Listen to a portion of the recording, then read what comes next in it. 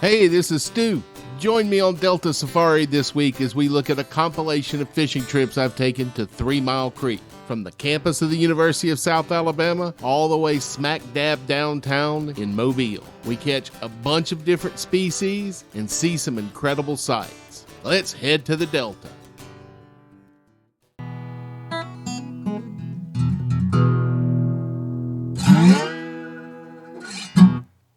Hey, welcome to Delta Safari.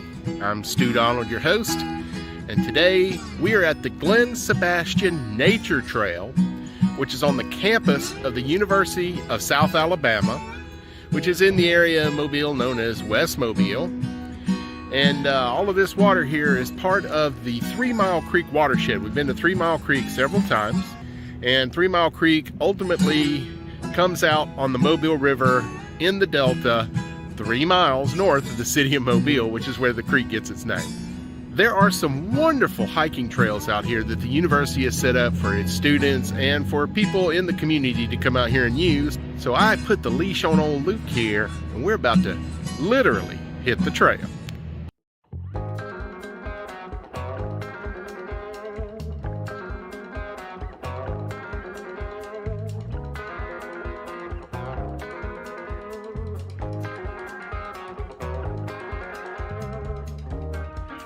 We're going to step over to the trailhead here a bit. Usually trailheads are going to have some kind of kiosk like this. Some of them will have lots of information, some of them just a little bit. As you can see, this one has a lot of information. Hey, there we are right there.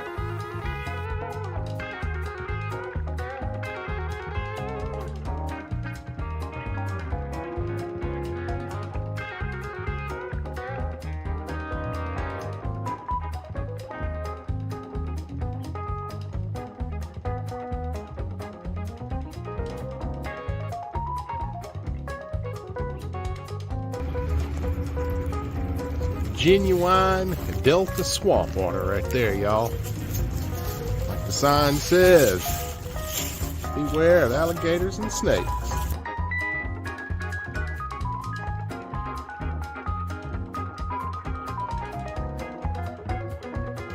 These nature trails are named after Dr. Glenn Senastien. Dr. Senastien has taught physical geography at the University of South Alabama since about 1967.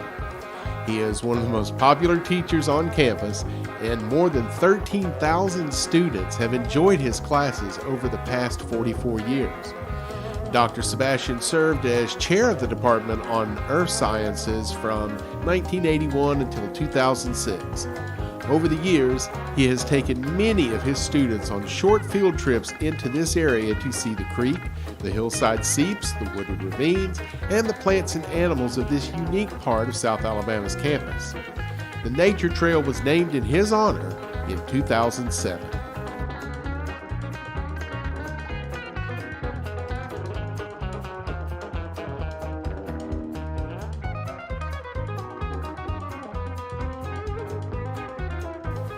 The Glenn Senastien Nature Trail is administered and maintained by the Department of Campus Recreation, along with the generous support of the Student Government Association. On behalf of everyone in the area, I would like to thank all of the students, staff, faculty, and alumni who contributed to the design and development of the Nature Trail. Man, without their help and generous support, none of this would be possible.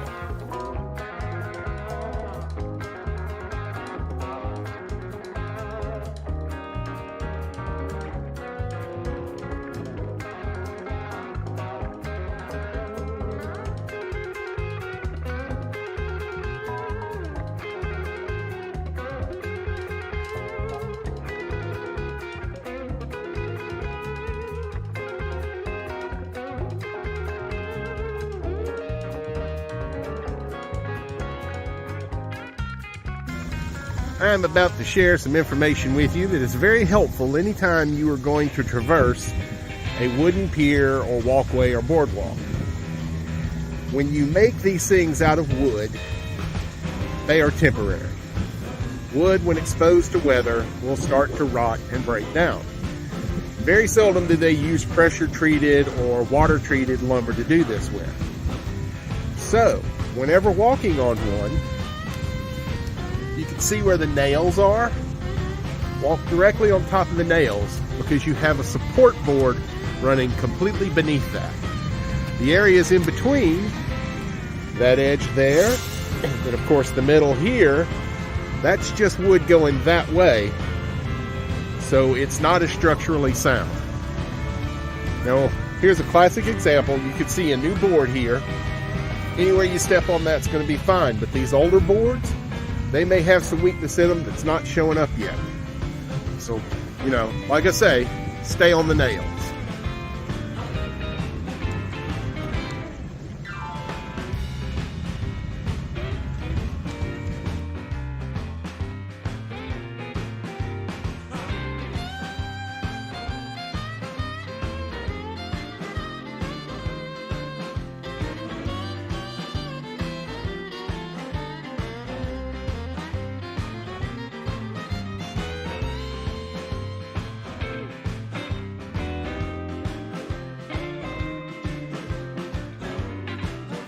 Hillside seeps are formed by rainwater that percolates through a layer of permeable soil and comes to rest on an impermeable layer.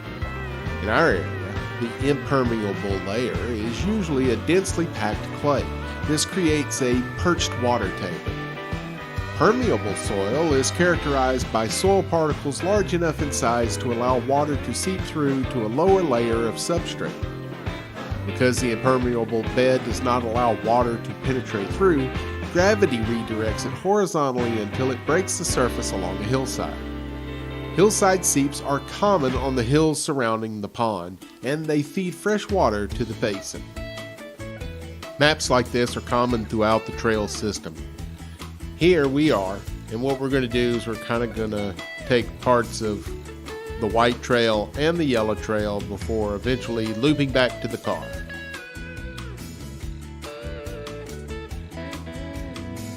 Deep sands with a moderate slope characterize the longleaf sandhills of this particular area. A southern longleaf pine forest is characterized by a diverse canopy of longleaf pines, slash pines, water oak, and various maples populating the forest floor. Alright, I want you to take a look at this beautiful little pocket here along the trail. Now, hidden in amongst all this wildness, I want you to take a look. Look at there. Geese. Or I guess, officially, geeses. Beautiful. Other notable canopy and subcanopy species include live oak, southern magnolia, hickory, and black cherry. The shrubs located within the forest include, but are not limited to, deerberry, Yopon holly, American beautyberry, and the non-native Chinese privet. Vines are plentiful and found covering large areas of the forest floor. The most abundant is the muscadine grape, which can be seen almost everywhere along the trails. Now, an interesting thing about muscadine grapes and their cousins, the scuppernong grapes, those are the indigenous grapes of the southeast United States, and they do in fact make wine with them. Now, there is a antioxidant that occurs especially in red wine called resveratrol. It's very healthy. Well, the muscadine and scuppernong wines have far more resveratrol than standard European grapes. Also along the trails here you'll find greenbrier, Virginia creeper, and eastern poison ivy, which can be seen all over the trail system. As expected, there are lots of animal species that populate the 100-acre system. Gray squirrels, raccoons, rabbits, foxes, armadillos, and box turtles are the most commonly seen wildlife along the trails. You can also spot from time to time the tracks of various animals on the trail floor, so keep an eye out for them. Predatory birds such as bald eagles, red-tailed hawks, barred owls, and great horned owls have been spotted flying above the ponds and the trees here, or perched high on branches.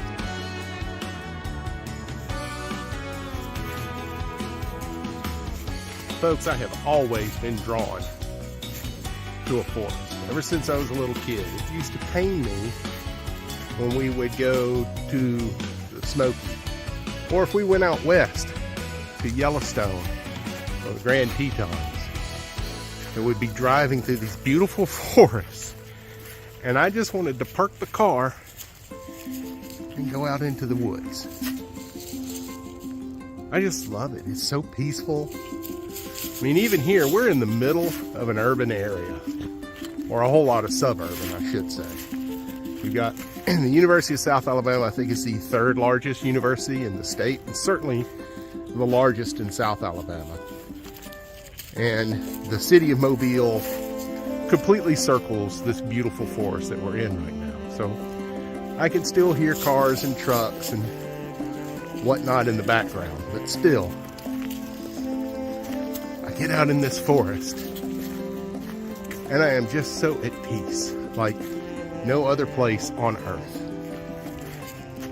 I love, love, love being in a forest. Right, Luke? He's just looking for some place to pee.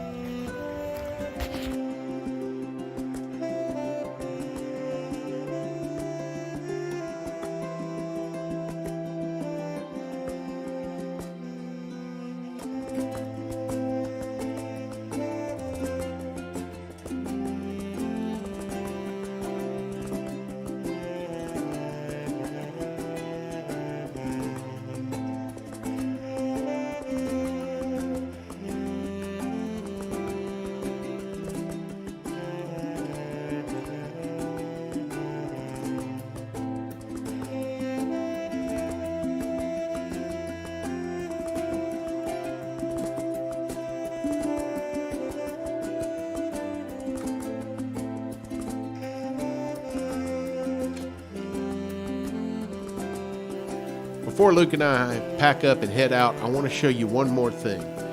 There's a cool little free gym out here, and I have seen these on other college campuses, and there's something similar to this in the park by my house as well.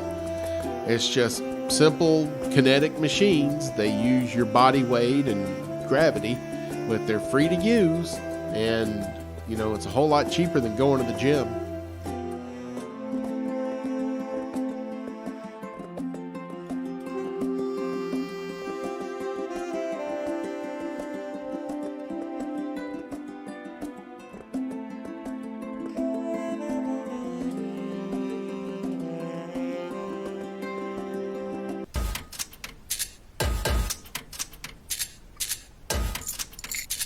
So I dropped my camera into a swamp.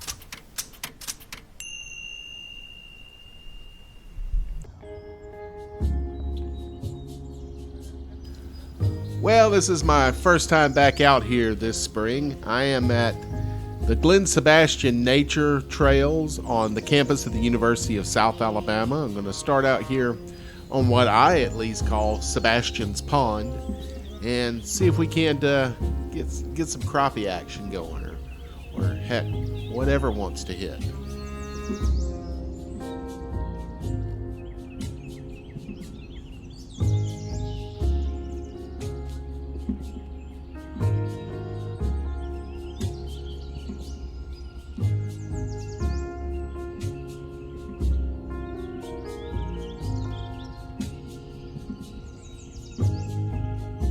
This is the last week of classes here on campus, and it's noticeable. There's a lot less students around. I guess they finished their finals and have headed on.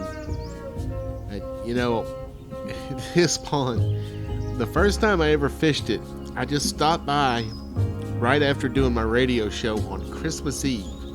And it was about 40 degrees with just a steady drizzle. Miserable weather. I just had to wet a line one more time before the end of the year, and I popped out on here, and in 20 minutes I caught like 6 crappie, and I went, whoo-wee! I found myself a honey hole. And the next time I came back, I caught one really big crappie. And then I hadn't caught jack squat out of here since.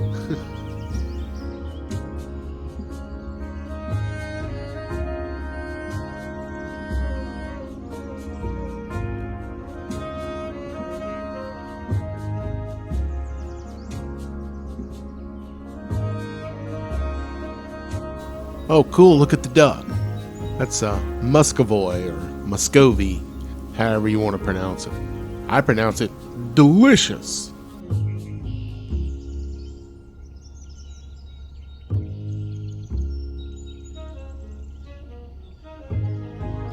So I think I'm going to mosey to another little spot up in the woods up here, nestled away.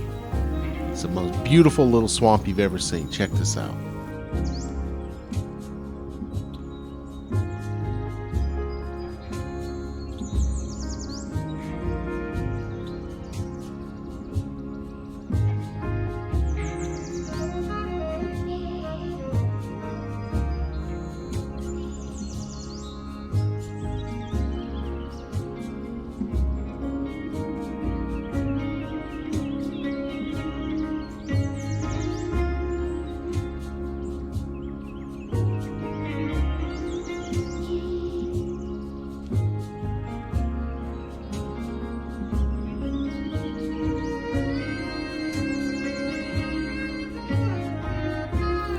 Most of this swamp probably isn't much deeper than a foot.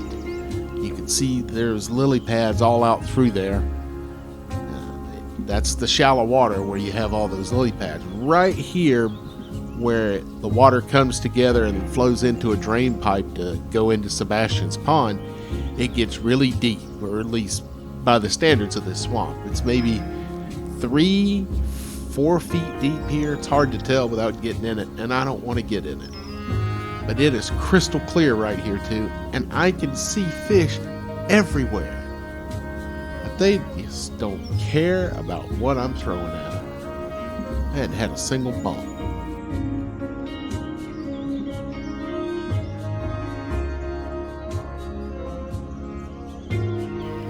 Started out throwing a rooster tail, and I pulled out my crappie pole. And I put some crappie bites on the end of it, thinking, well, if I just give them straight up food, maybe they'll come to that. And I maybe had one or two nibble at it a little bit. So now I'm thinking maybe I should try and dig up something right here around the pond that they normally gnaw on. So first I tried to dig in the ground and see if there's any kind of earthworms down there, but no luck there. It's really sandy here, and that's not really the kind of soil that you find worms in too much. Then I decided to crack into some trees, because I've always been able to crack open a rotting tree stump somewhere and find some larval stage of something that would go on a hook and attract a fish, but there's nothing. None of this wood had anything in it. That's really how slow a day it is of fishing when you can't even find bugs. Man, I can't do a whole other episode where you don't get to see any fish. You guys will start unsubscribing. So I had an idea. This is guaranteed we're going to see some fish.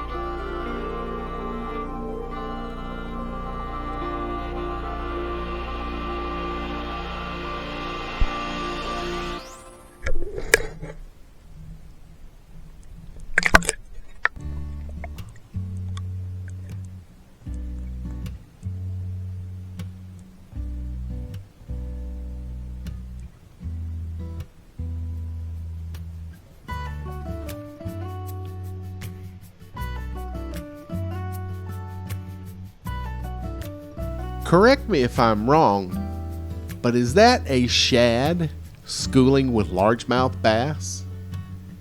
If you know what this fish is, let me know in the comments. I think it's a shad.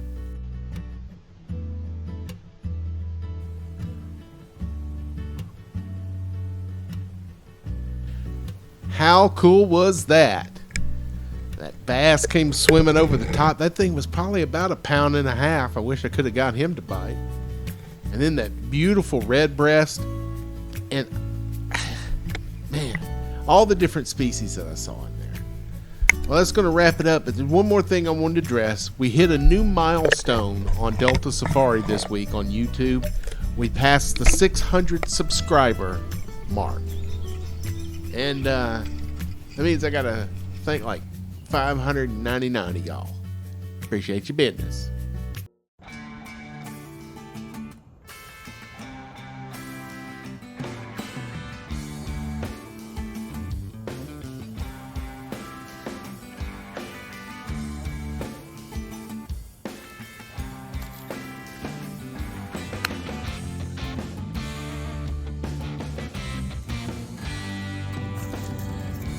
I have tried on many occasions to catch fish with this stuff, crappie bites.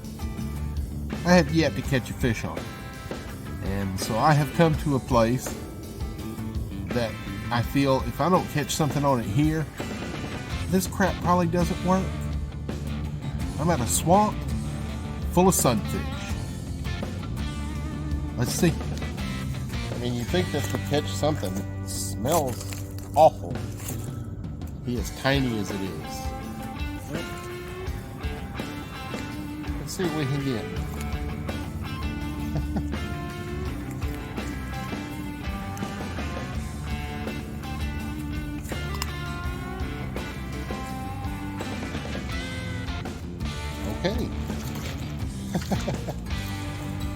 Okay. Okay.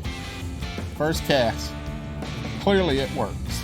Beautiful little red sunfish.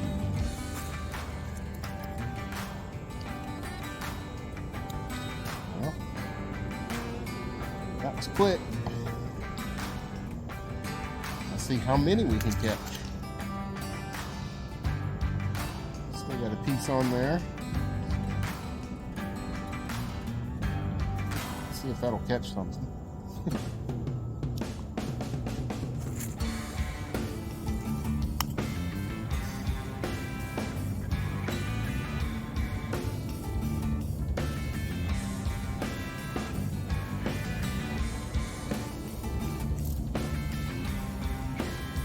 Got a strike.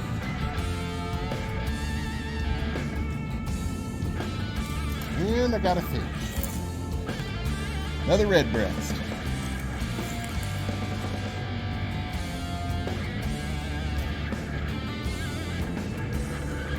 Two.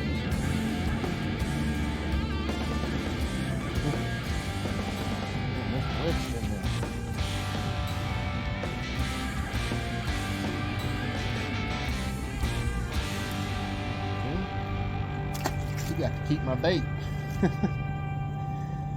Let's put another one on. Okay, so I think it's fair to say crappie bites work, at least on red-breasted sunfish.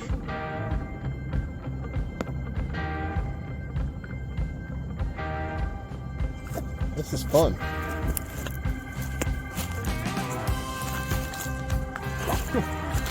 I guess I'm going to get in the water a little bit here.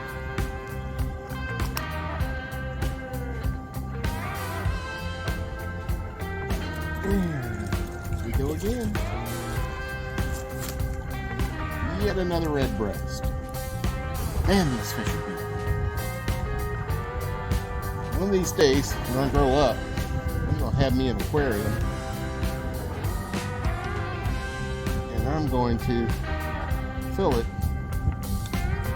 with all these beautiful sunfish we have down here in our creeks. Those red breasts like that are beautiful, and pumpkin seeds are just absolutely gorgeous. I'll try and get you a picture of one of those.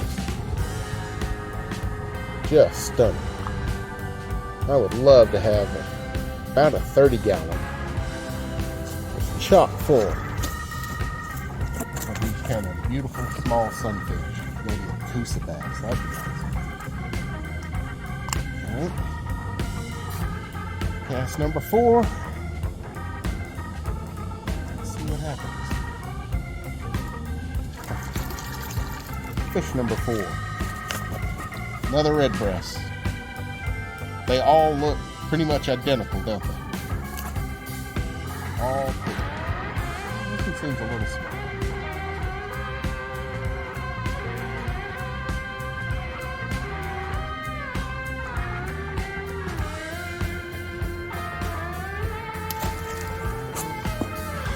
They're getting away with the bait.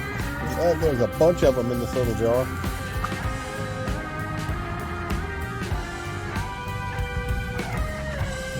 Put this up into a different little part of the swamp here and see if we can't catch something else. I have seen really nice sized bass in this little swamp. Just haven't got them to pay any attention to.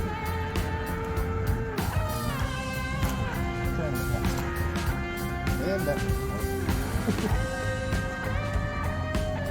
again.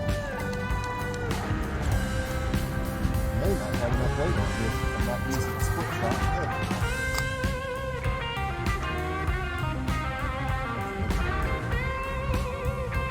And, oh. That.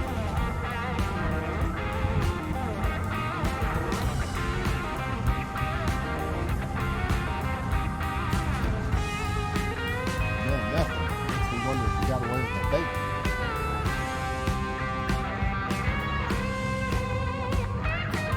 Nope.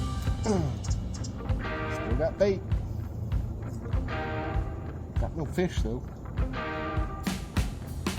Oh, this is the 5th cast. I'm gonna get a 5th fish.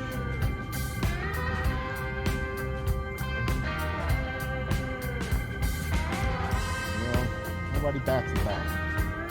Nope. Except maybe for me. Nope. No.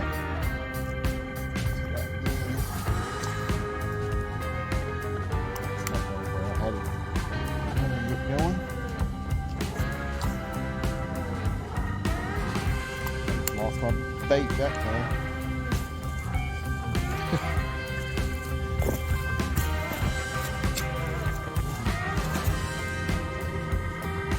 I feel like I've evened the odds up now.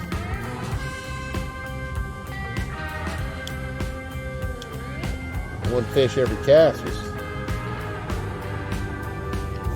just unfair.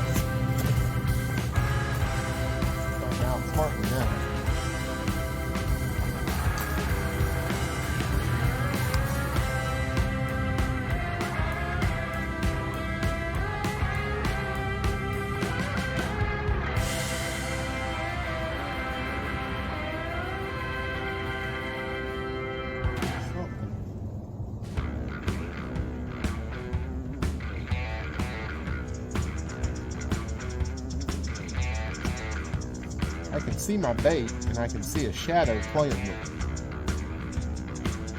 The bait's not disappearing, so that means it's not going into its mouth. It's trying. It scared off all the offers, and now all I've got is trying to get a minnow.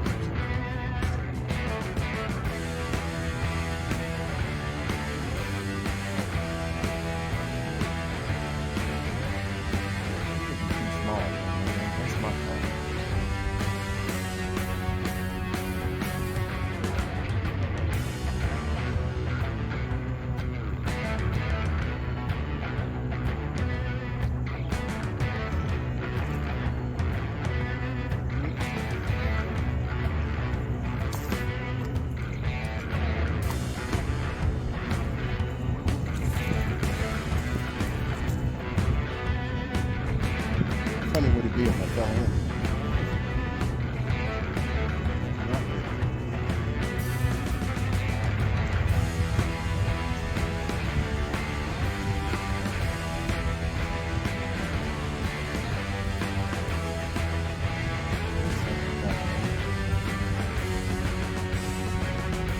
again. It'll be too small to get the coconuts now.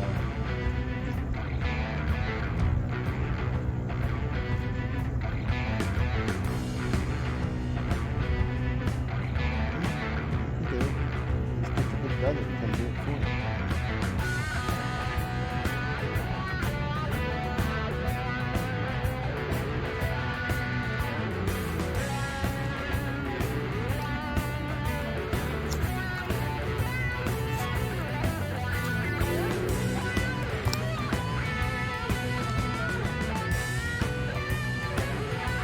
Come on, you can do it. Form everything.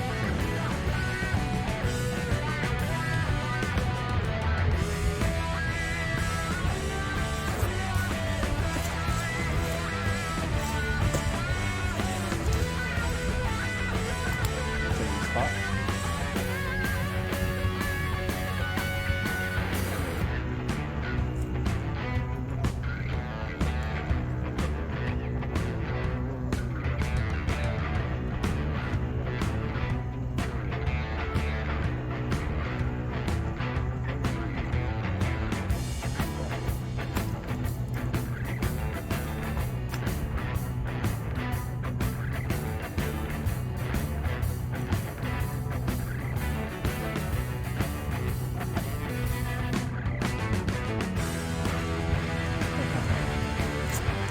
That's a nice one there.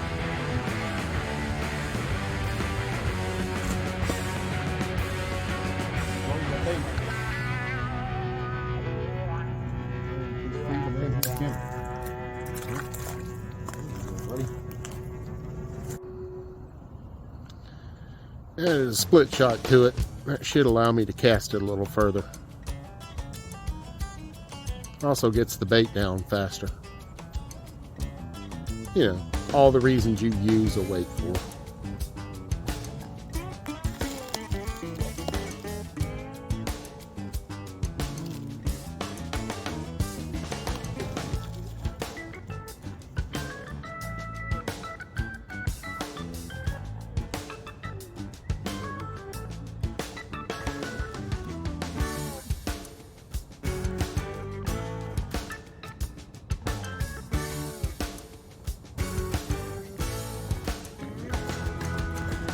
Come over to a different spot.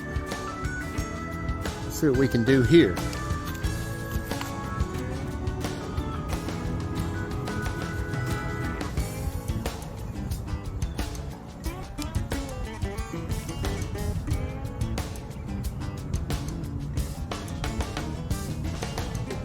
Huh. Oh.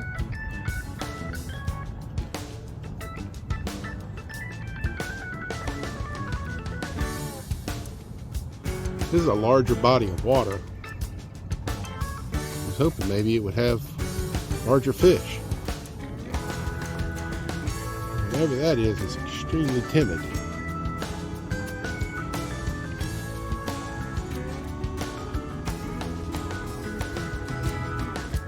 Let's try another spot.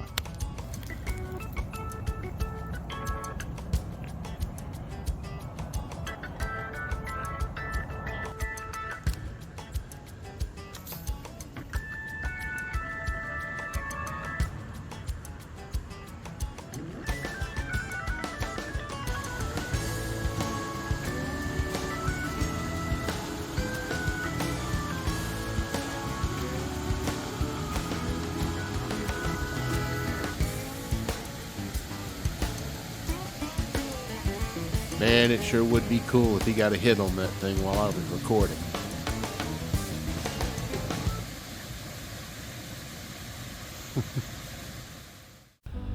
Convinced the bite was over for the day, I decided to put my gear away and just enjoy the beauty of where I was.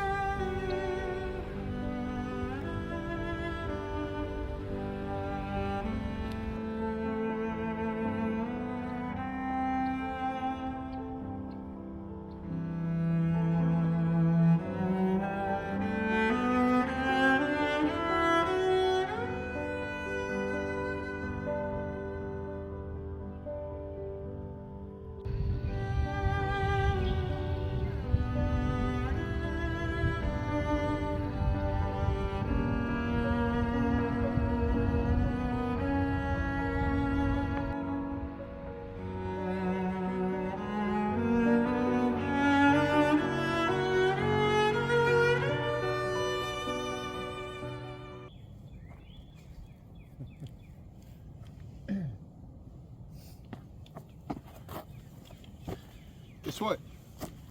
Another red breast.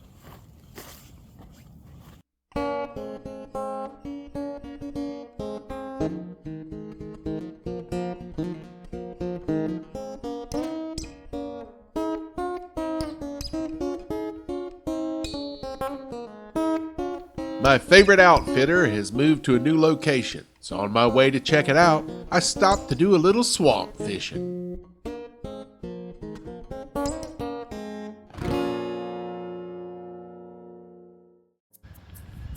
This is where I'm fishing. Beautiful little swamp right here. And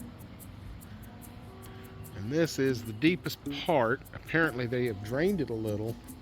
So that's drawing all the fish to this one little spot. You can't really tell it, but that's right now that's no more than like 3 inches deep out there.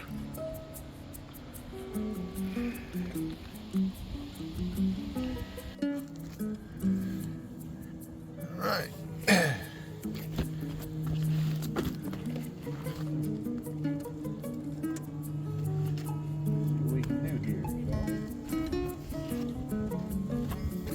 On this little Z-Man right here.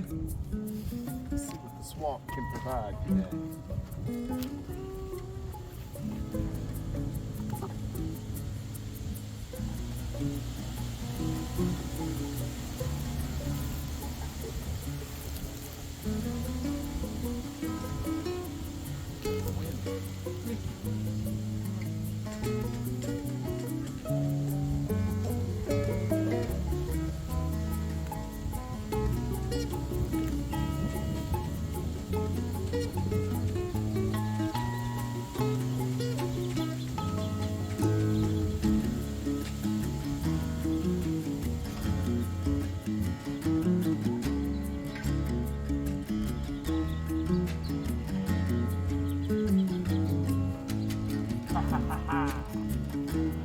Look at that. What do we got?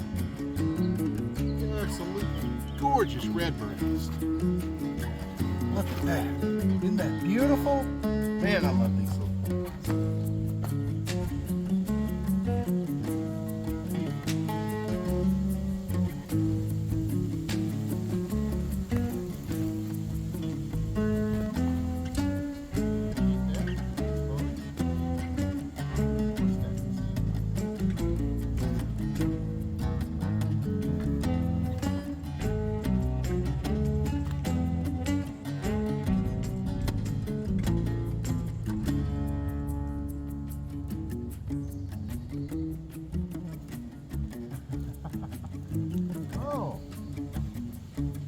Wow, that is another one, but look how different the coloring is on it.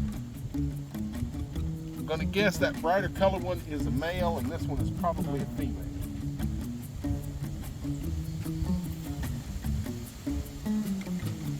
As I know, the old species, the woman dresses on.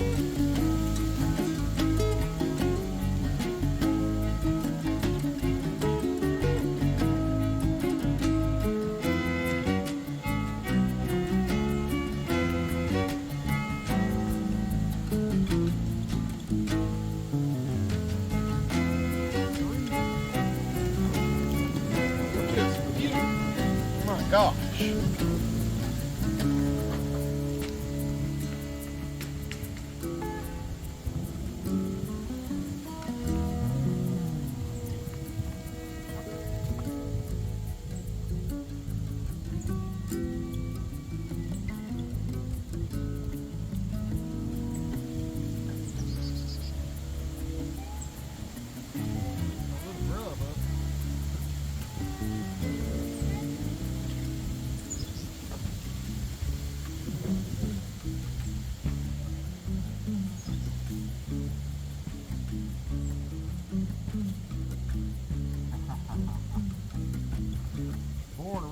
Another red breast.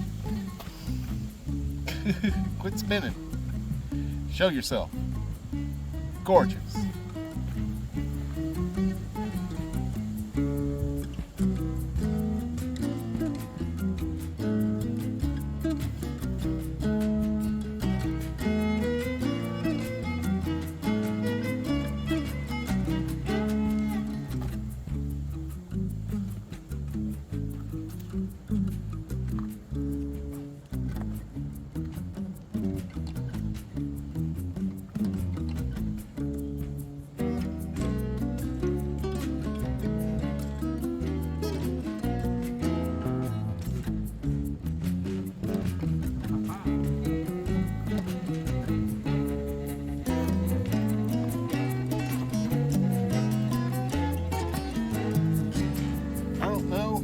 that's another redbreast or if it is a hybrid of some sort. Really muted colors on that.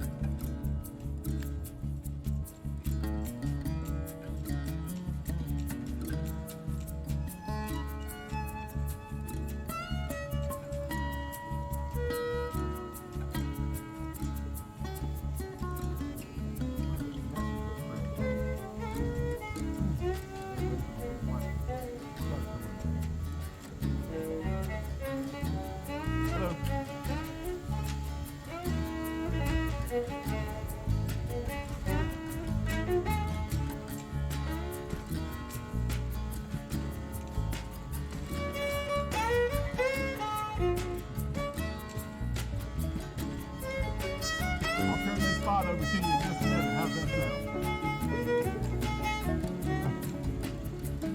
Bunch of redbreast.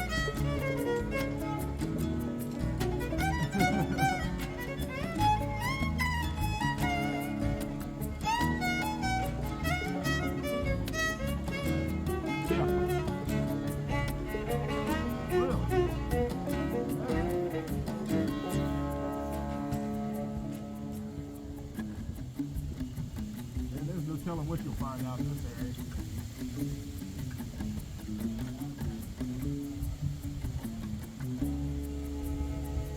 Very cool. You know what arrow leaf is? I find it in the delta. It kind of grows in the water. One of the other nicknames for it is duck potato. It grows these little roots on the bottom underneath the water that are essentially little potatoes and ducks and geese eat them. But so can you. It just tastes like a little red potato. You pull the plant up, pull the roots off, and drop them back in. Chickasaw, Carolina, the areas that are on the delta, you'll find that everywhere.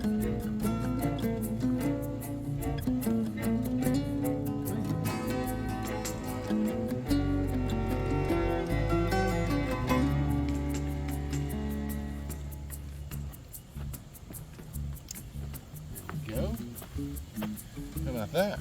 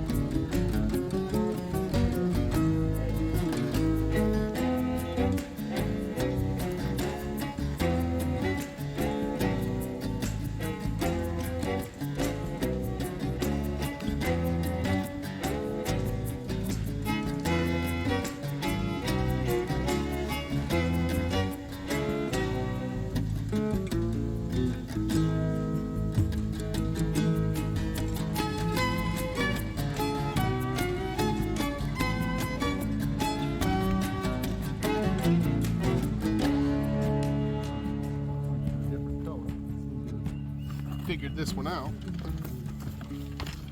Let's see what's next. See what we can do with that.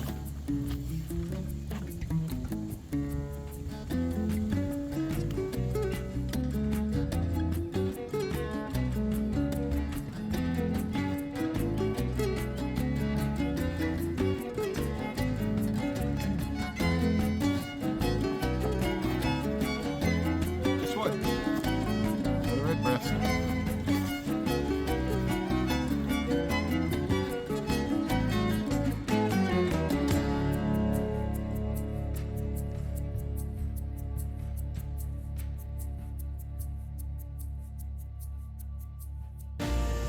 Christmas Eve, I stopped back by here. This is the Glenn Senastien Nature Trail on the campus of the University of South Alabama. Now, I was coming back from doing my radio show, and I thought, Got a few minutes before the rain starts. Let's see if there's anything in this pond. So 20 minutes later, I had caught 4 crappie in a bluegill or bluegill shellcracker hybrid. So clear weather today. Thought I'd come out and spend an afternoon, see what I can come up with. We'll say this though, we had a cold front last night and that usually slows them down a bit. But we'll see what we can do.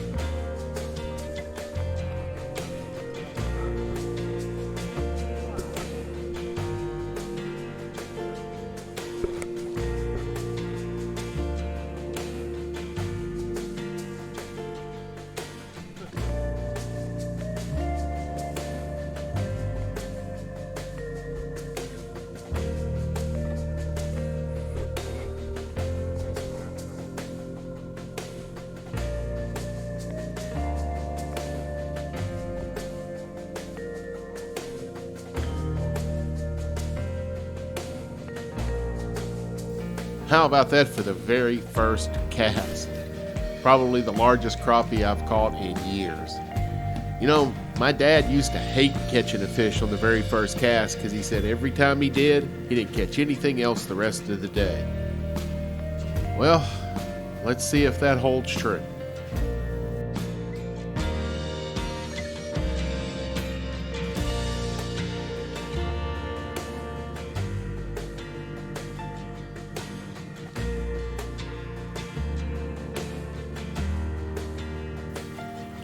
So coming out here today to the pond here at Glenn Senastien Trails, which I can't seem to find a name for it on any map, so I'm just going to call it Sebastian's Pond.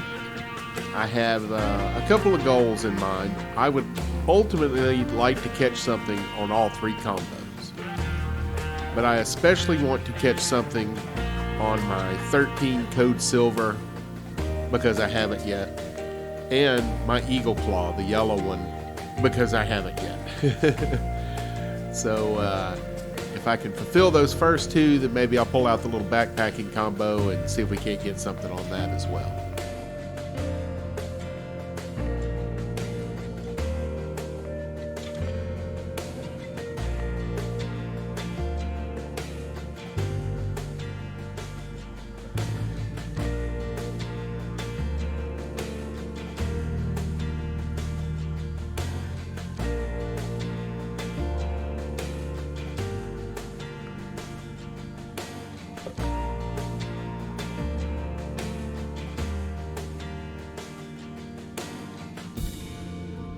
Well, not only did I satisfy my goal of catching something on my Code Silver, on the first cast no less, but now I just added my second crappie of the day to it.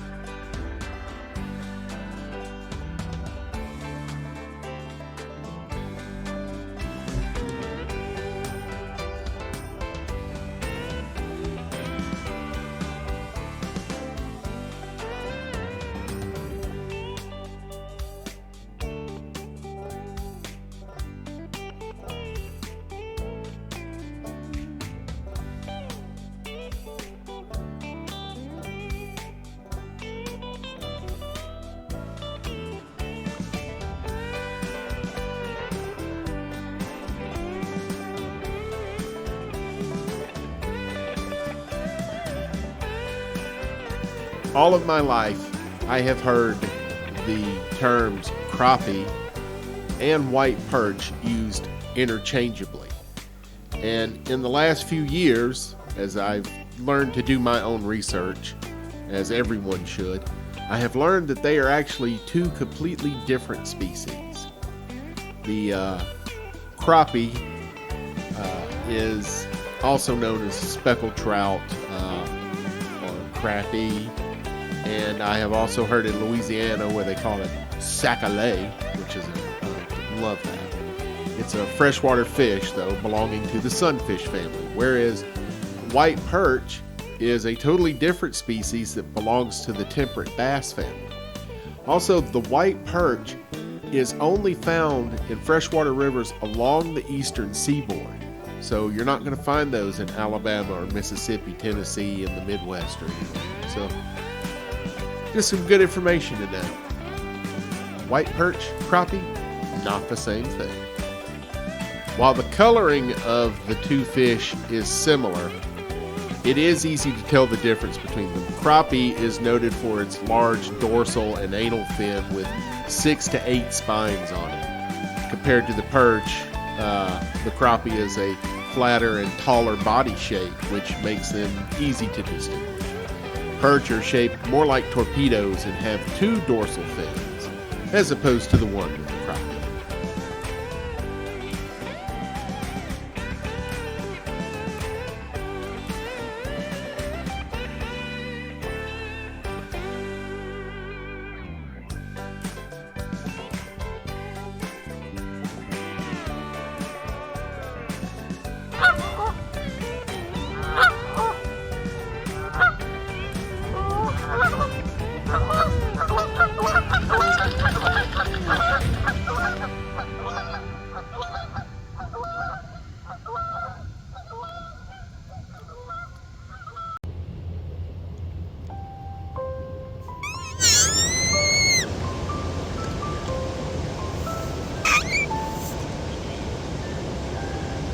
I believe that is a black swan.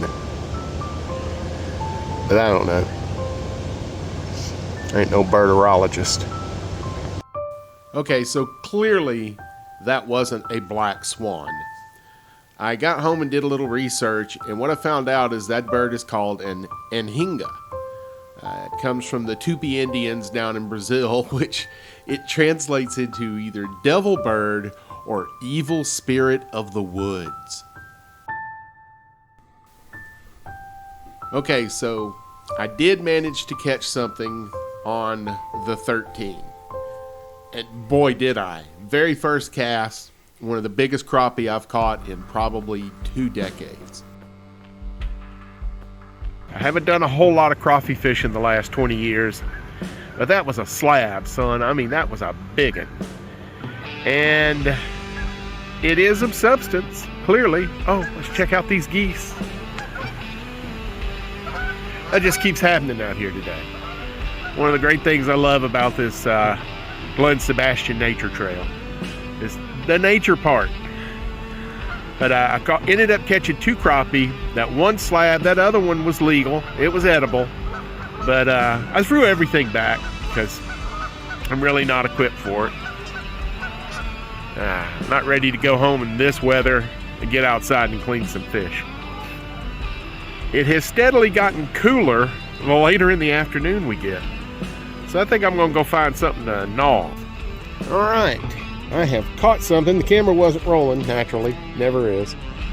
On my eagle claw. I was going to make one last cast before heading in, and sure enough, and I believe what this is a bluegill shellcracker, or as many parts of the world call it, red-eared sunfish. I believe it is a hybrid of the two. Ain't that pretty? Let's get him back in the water.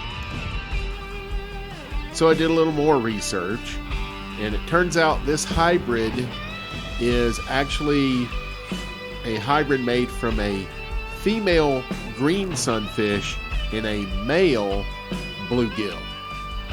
I don't know where I got the shellcracker from. I guess because there's that little red tip on the end of the bluegill, kind of like a shellcracker has. But this hybrid, like many hybrids, does not reproduce well, if at all, and it grows larger than either of its parents. So that was pretty cool. So ultimately I met 2 of my goals.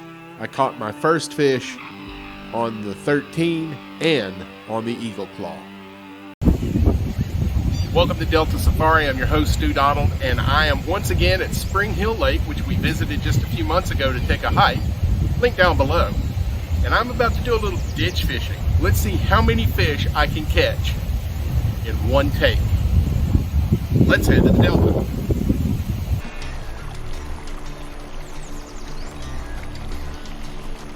Know something? Take it. Fish on.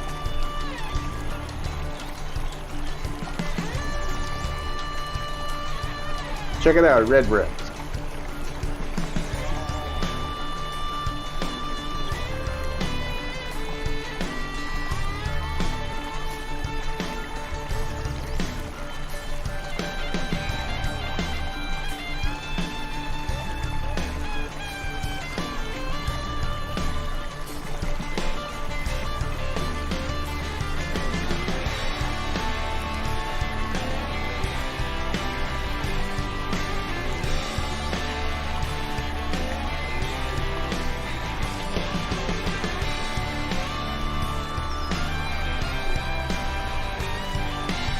Look at that red breast.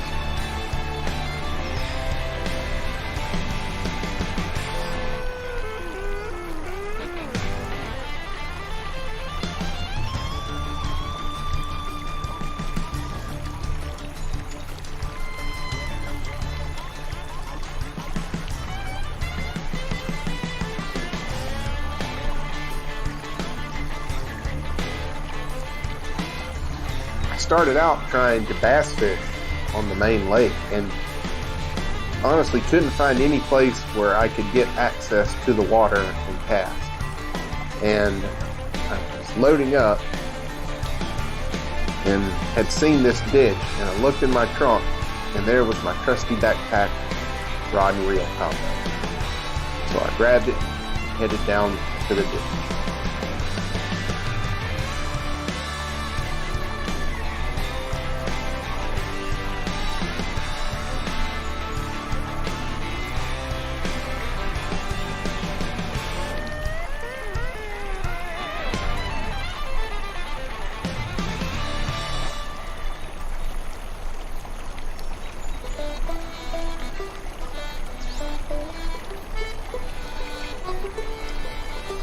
Another red breast.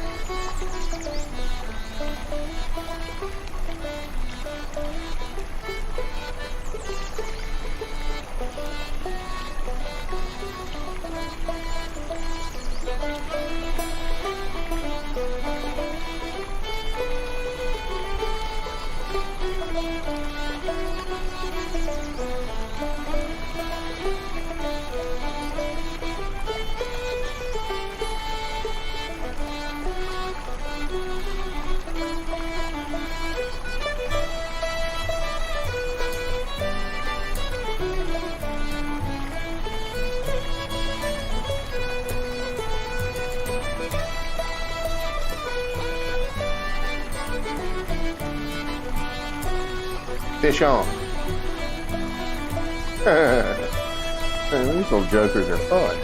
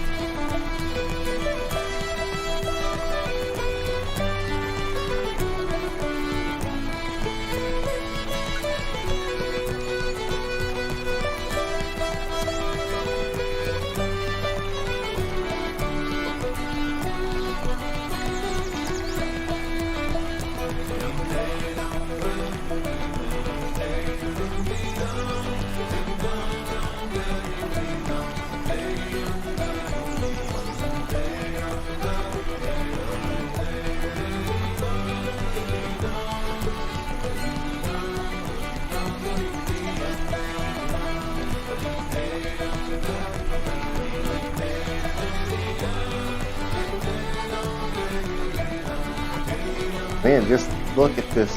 It's just a ditch, you know. Creek falls in here and then it comes into the lake right down there. This is cool. Man, nature is cool.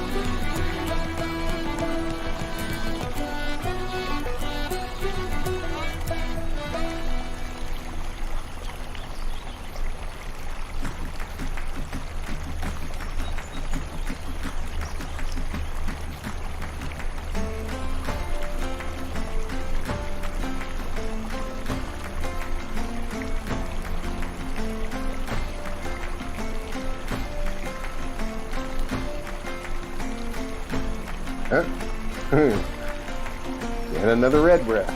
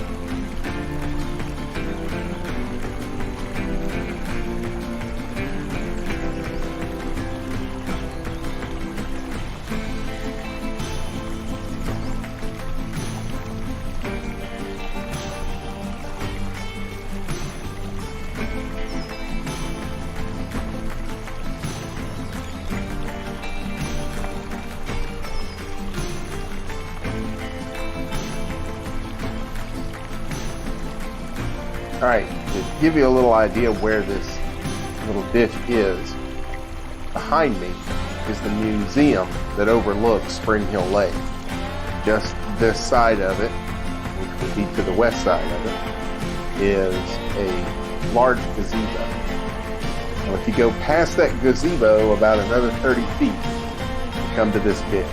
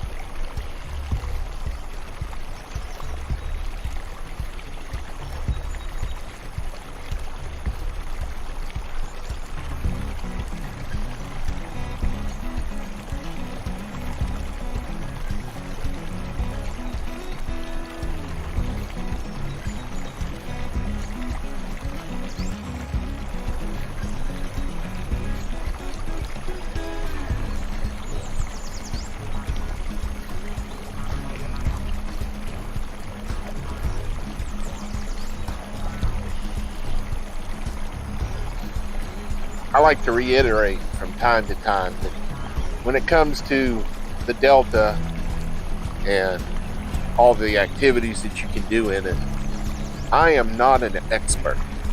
I am an enthusiast. I love all the things you can do in the Delta, and I love learning about the Delta, but I am not an expert.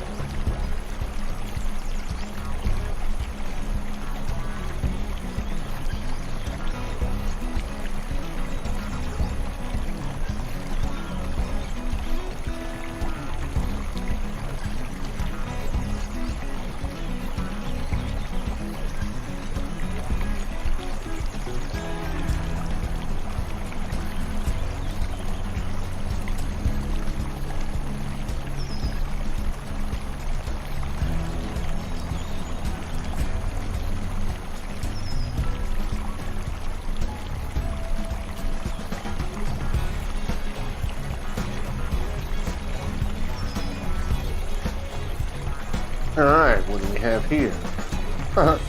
What a surprise. A red breast sunfish.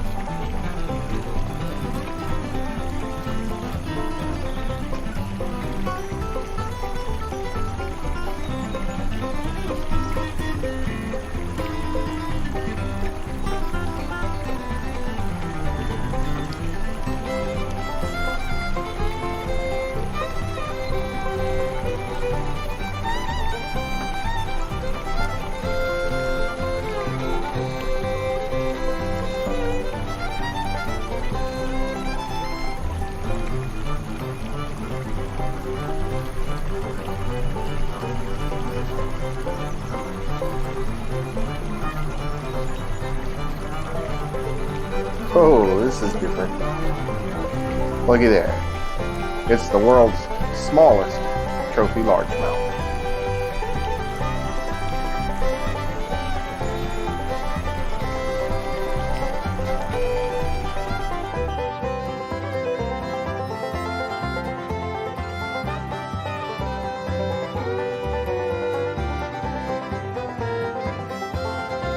For those that don't know, the state of Alabama leads the nation in miles of navigable channels with 1,438 miles.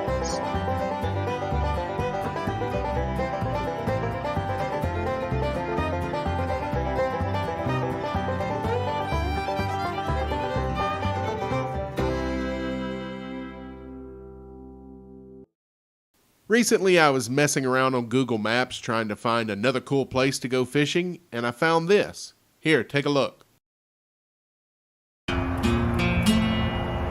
Good old 3 Mile Creek. Do I want to go that way? Or do I want to go this way? Ooh, look at that drain pipe. Yeah. This is the ticket.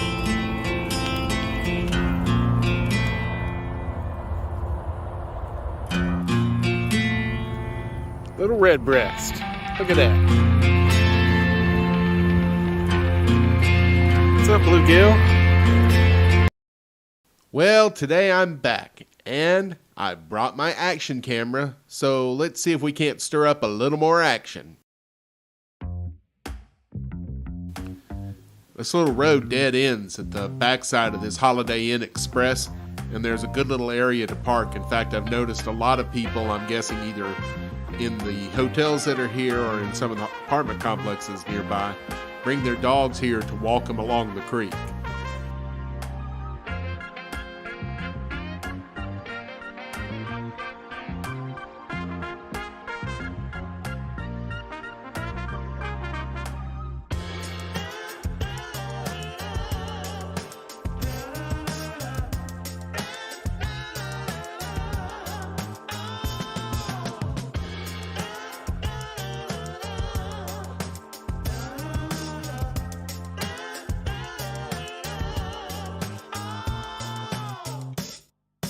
Like most kids growing up in the South, I've spent more than one lazy afternoon up under a train trestle trying to hook a bluegill.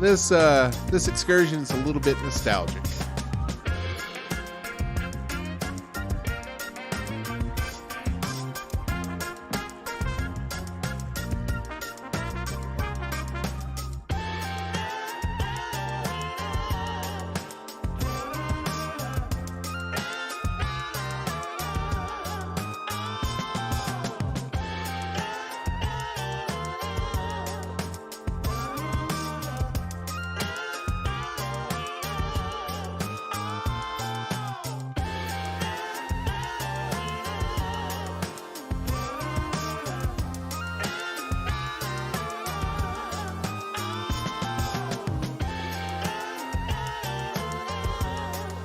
I felt like something. Boom, there it is. Fish on. Oh, what a beautiful little redbreast.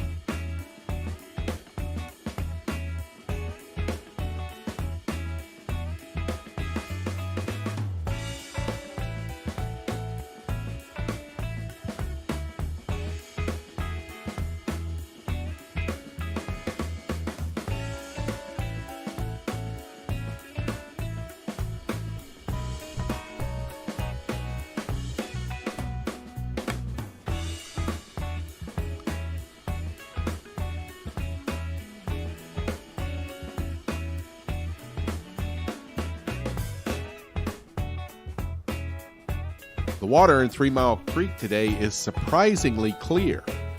I guess I'm kind of lucky that it's about to rain cats and dogs on me, because if it were bright and sunny, these fish would be able to spot me with no effort.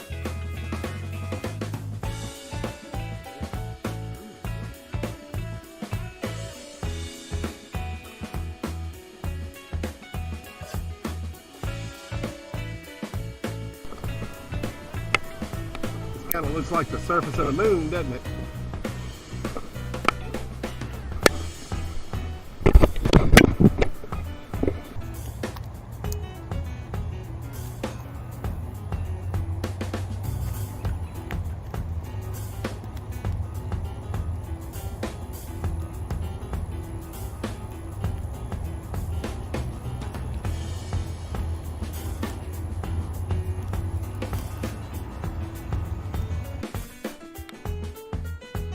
It is the strangest thing.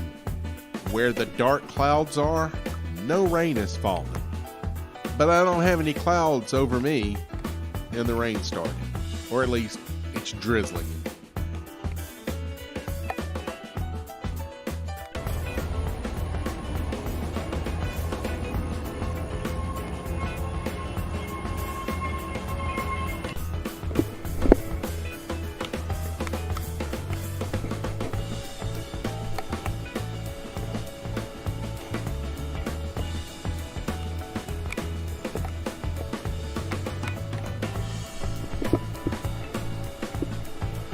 Ho, ho, ho, ho, ho.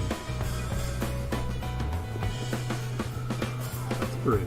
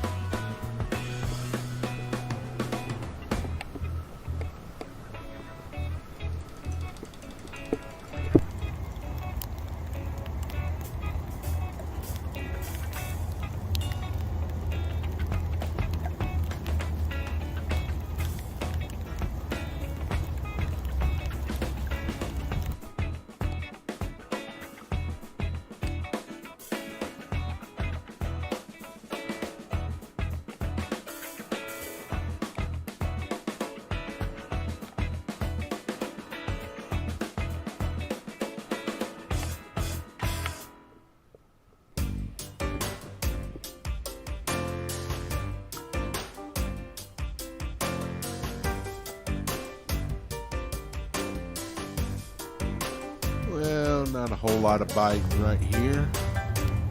We mosey on down towards that drain pipe now.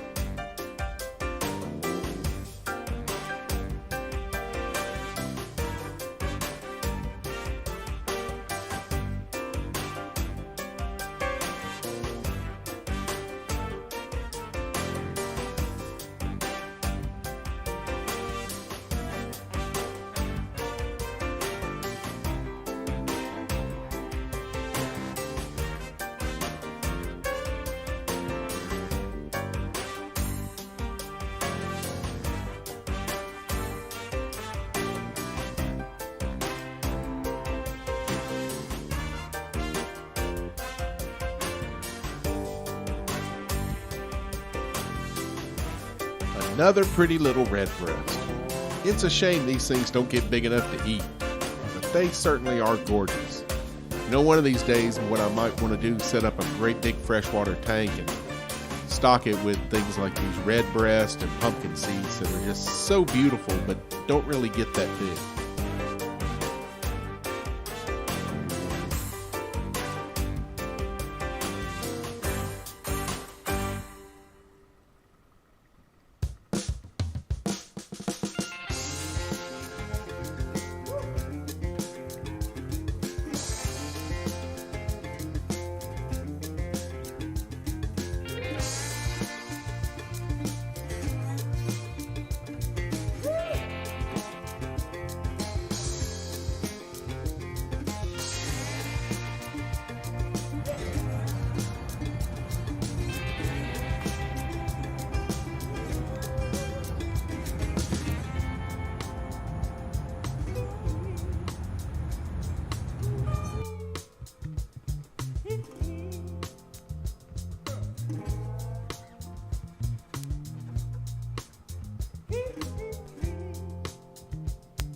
Yeah, this probably isn't one of the smartest things that I've ever done, especially considering that it's raining, but it also looks really cool.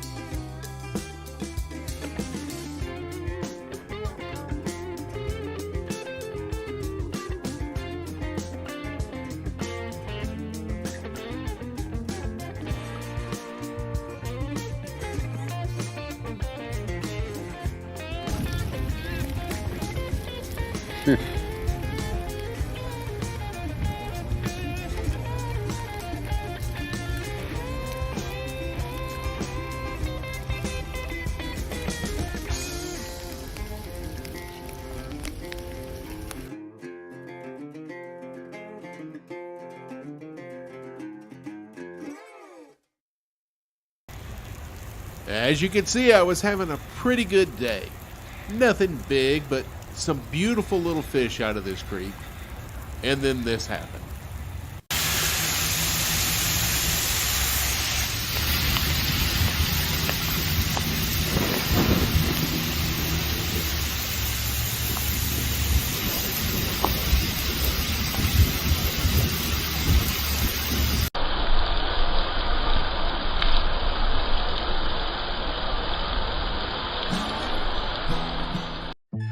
Okay, today I am on Day Lake, right there,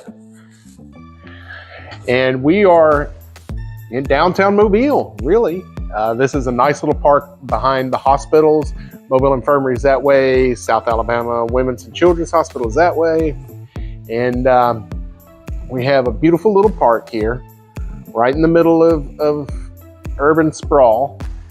And we're going to do a little fishing. We're going to make the loop around the lake, take a look at some things, and see just what kind of crazy wildlife is living right here in the middle of a major city.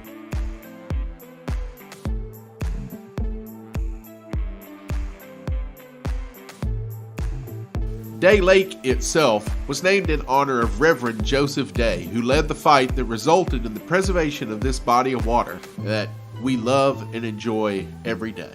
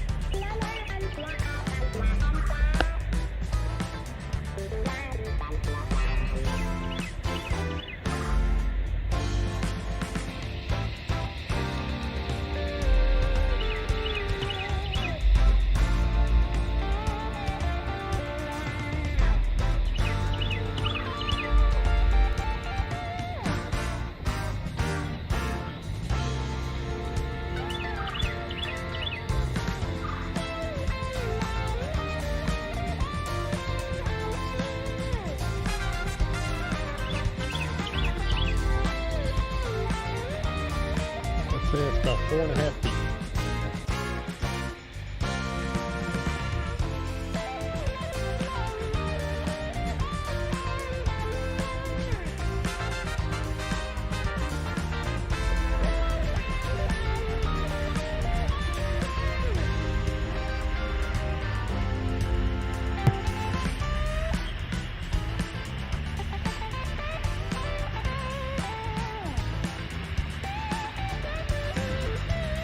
This walking trail around Day Lake was provided by the Mobile Area Water and Sewer System, and they named it the Ermitayan Y. Watson Walking Trail in honor of former District 1 Council member Ermitayan Y. Watson, who worked tirelessly alongside others to preserve this body of water as a freestanding, self-sustaining lake.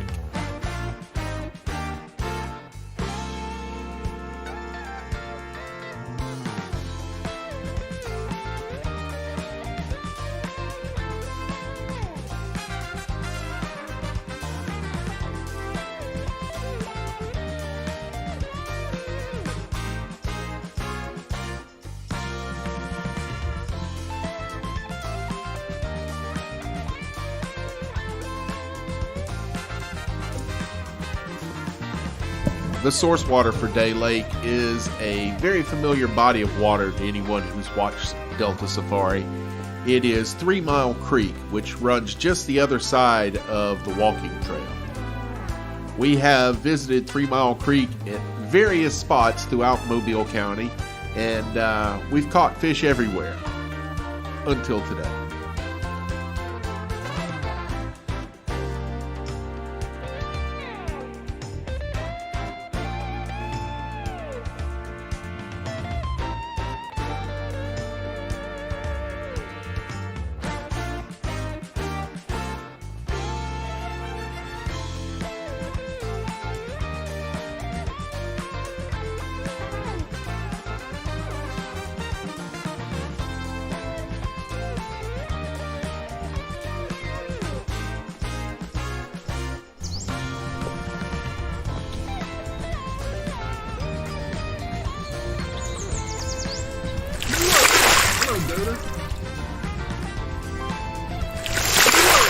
Hello, Dana.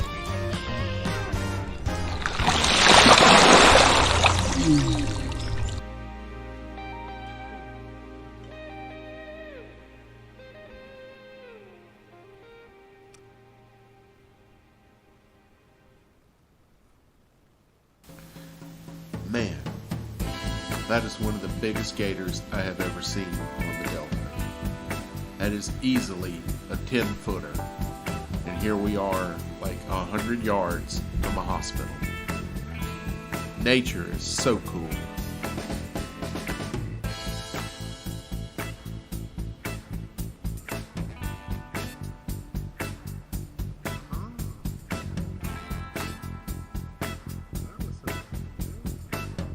Day Lake is located inside of Tricentennial Park, which was named in honor of the city of Mobile's 300th year in existence. The park can be found at 2121 Bragg Avenue, and they have pavilions and picnic tables, great place for a family reunion or a birthday party. So just visit the cityofmobile.org, the city's official website, to make reservations or to find out more about the park.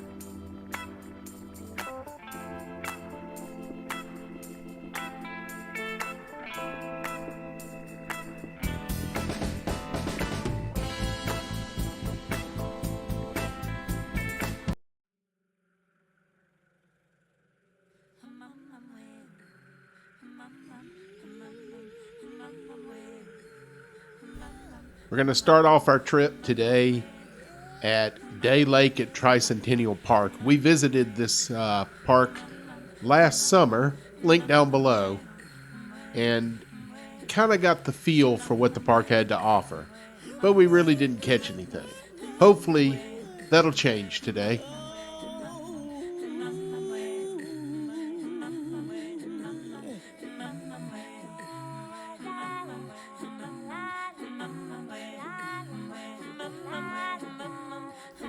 At Tricentennial Park, you have access to the lake here, which has a pier on each end, and in warmer months anyway, ample alligators. But it also gives you the ability to go down this large paved walkway that goes along 3 Mile Creek, and even gives a little limited access to fishing the creek here right inside the park. Holy cow.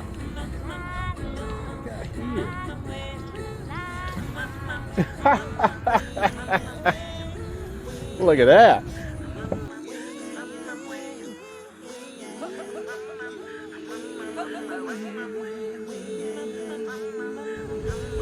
All right, buddy.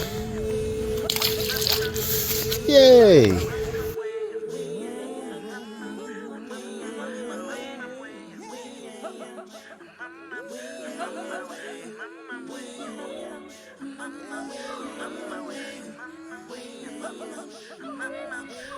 One of the things that the city of Mobile is doing, and I'm a really big advocate of this, is they are developing this entire corridor along 3 Mile Creek through Midtown and building it up as a natural area and a recreation area for people in the neighborhoods and that work in the area. There are a lot of hospitals here to enjoy it, to get out and see some nature, to exercise, maybe do a little cycling. And it also is going to give us access to some fishing. They're just now starting to build it, but we're going to get in here and see what we can come up with.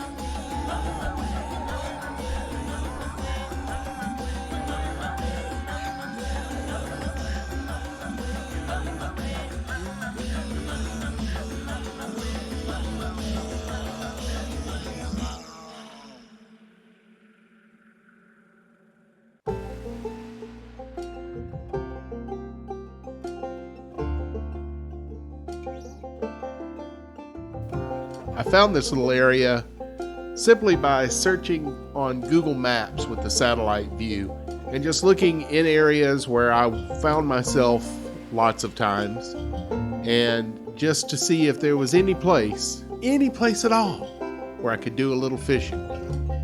And sure enough, I found a spot.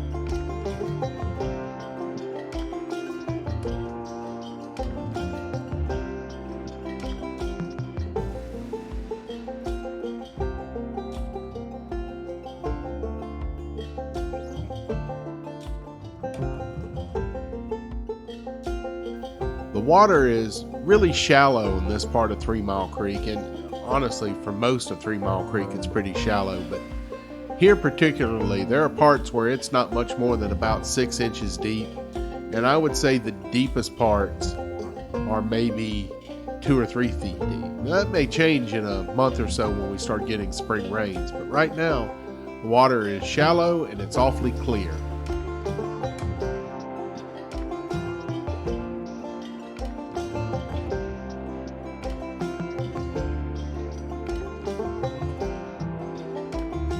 I'm just going to keep moving along the creek here until I get to the feature that I spotted on the satellite. In fact, I think I can hear it just up the way.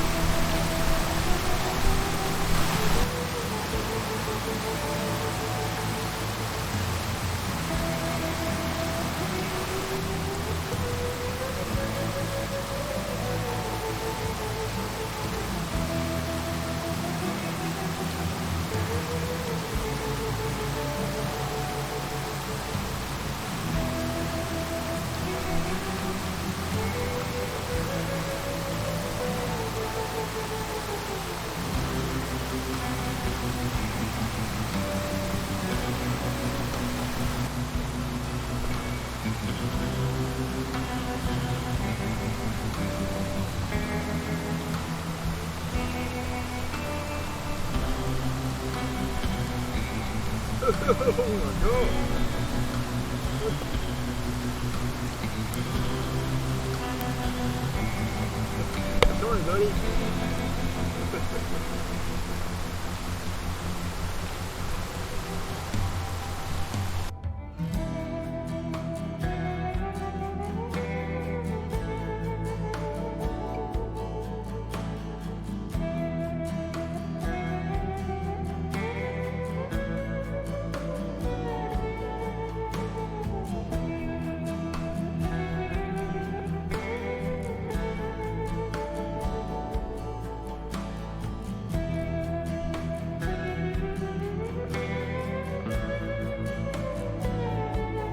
Well, that was a fun little fishing trip and turtling trip, apparently.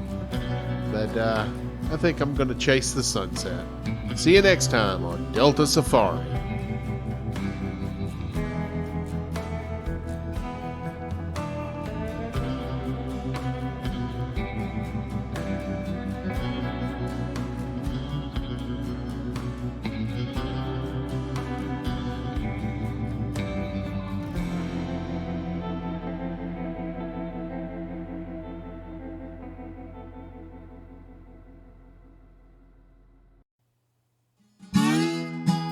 Just go ahead and hit that like button. At least that way you'll know you've watched this one already.